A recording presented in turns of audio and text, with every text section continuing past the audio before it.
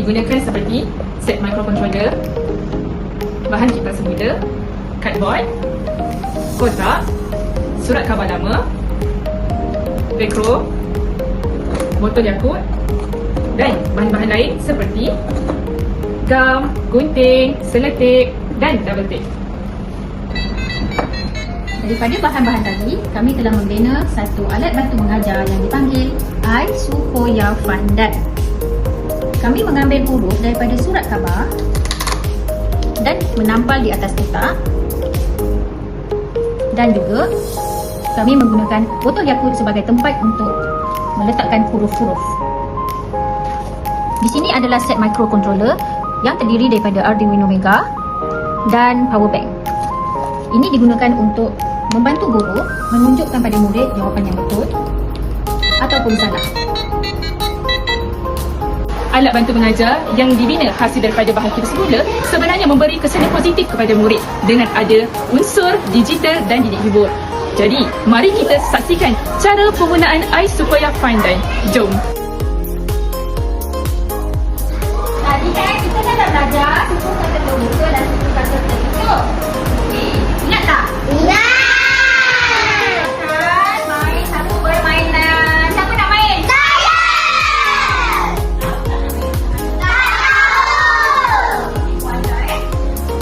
Apa nama permainan ni? Baca. iSupoya Pandai! Pandai. Okey, macam mana nak main? Yang pertama, awak cari gambar dekat dalam kotak ni. Okey, awak cari gambar yang kita belajar. Gambar bola, lori, ikan dan letak di ruang gambar. Ni ruang gambar. Nampak tak ada ruang gambar? Nampak! Dan awak cari huruf dan angel pada gambar tersebut. Akhir sekali, cikgu akan bagi jawapan betul atau salah. Lah! Betul ataupun Salah! tahu betul atau salah. Awak buat dulu, nanti cikgu tunjuk. Boleh? Boleh! Okey. Ramai nak main, cikgu sama nama. Oh my god! Okey. Cikgu panggil Aisyah Suhaib. Kita mula cari. Kita letak gambar bola. Awak kena cari apa? Huruf. Okey, boleh?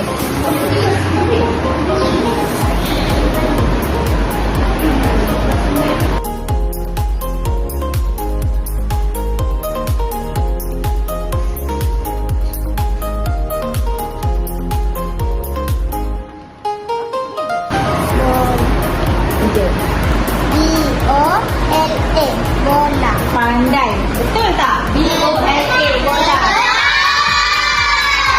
Tekan warna hijau.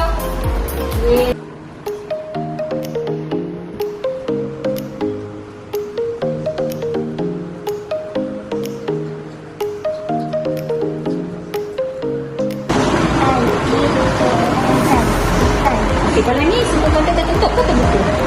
Pandai. Tepuk tangan. Okey, cikgu cabut lagi sekarang.